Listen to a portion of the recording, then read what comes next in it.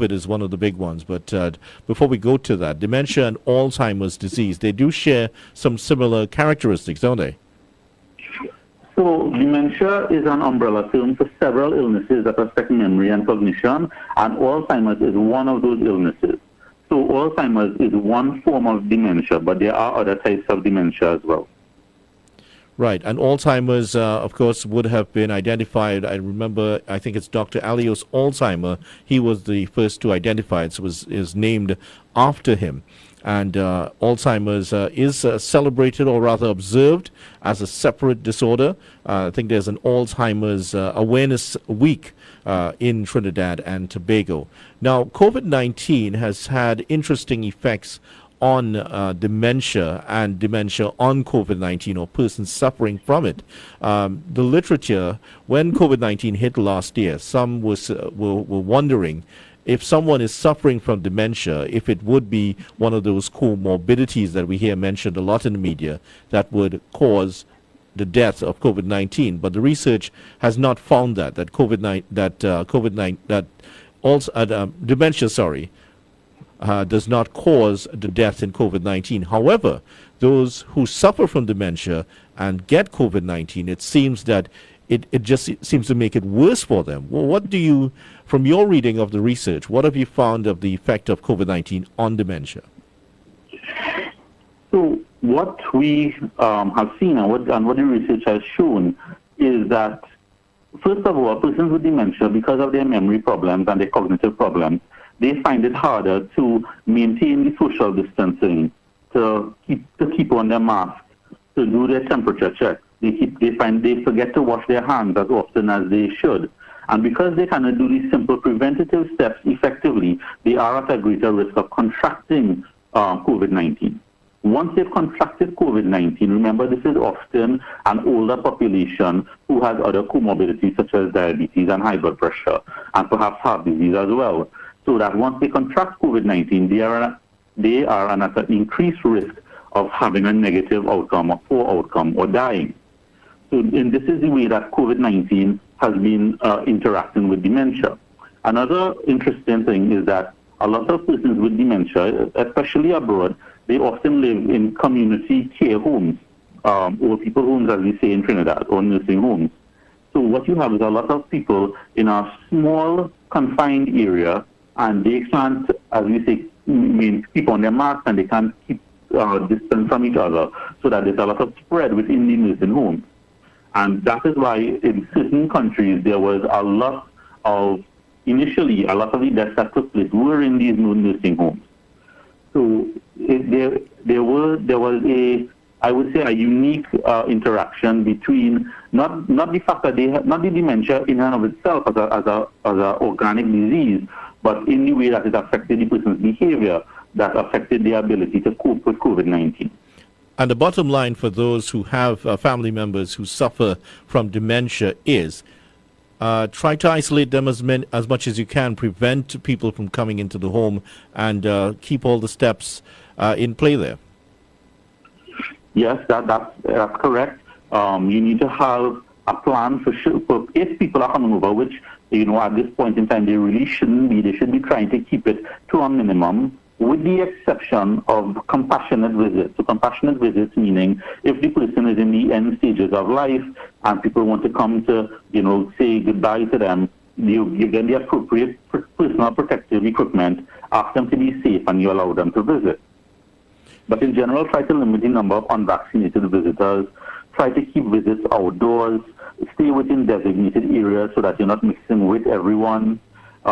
If you've been exposed to COVID-19 within the last 14 days, please postpone your visit. Other helpful tips for persons with dementia, for the carers of them, is to remember that increases in confusion is often the first symptom of any illness, so something to look out for. It might be useful to put up written reminders of hand washing and other hygiene practices, so that when the person sees it, they will act on it. And alcohol-based hand sanitizer is often an easy alternative to hand washing for persons who may not be able to go back and forth to the washroom easily. Also, please think ahead and make alternative plans in case the primary caregiver becomes sick, so you'll know who is looking after the patient.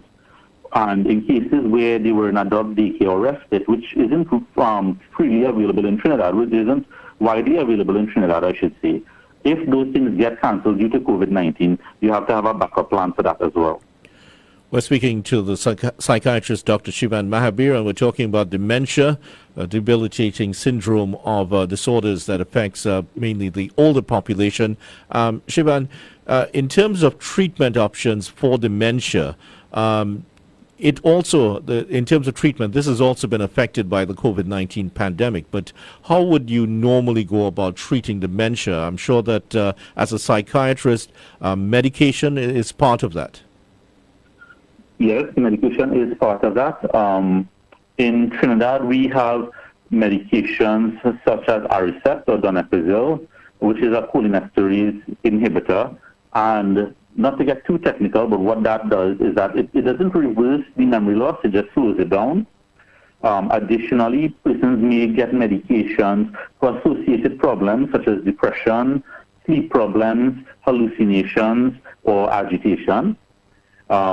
So there are some medical treatments or management that we can do. These are primarily effective early in the disease, which is why early screening and recognition is important. Apart from that, we advise the patient's relatives on things like safety issues, making sure that there's a lock on the gate so that they can't wander off, making sure that they're not driving, putting away things like knives or matches, making sure that the stove doesn't get lit and remain on, because sometimes they put on the stove to make tea, for instance, and then they forget it on, and that's a fire hazard. We talk to them about modifying the home environment, so keeping the place as simple as possible, reduce clutter, try to reduce noise so that they're able to focus better. Speak to the patient in slow, simple sentences, give them time to think about what was said and to form an appropriate response.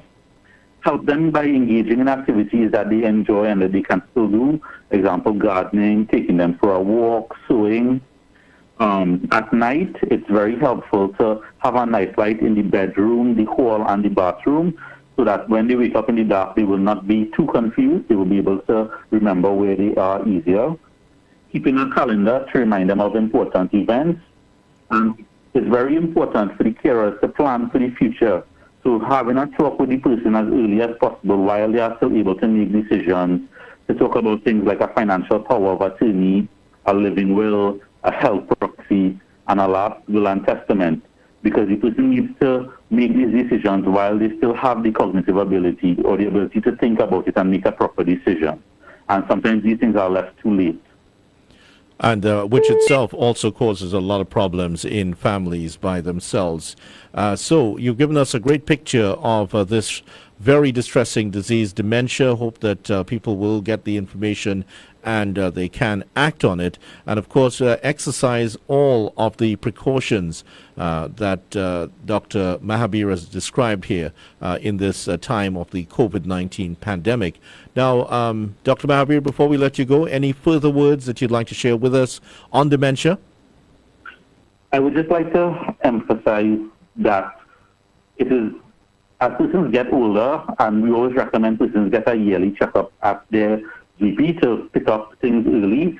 As they get older, they need to have this conversation with the GP. Hopefully the GP will be doing some screening to pick up the signs early so that they can get treated early. Because the best response to treatment that we have at this point is for persons whose disease is picked up in the early stages. Well, thank you very much. Of course, you'll chat with us same time next week once again.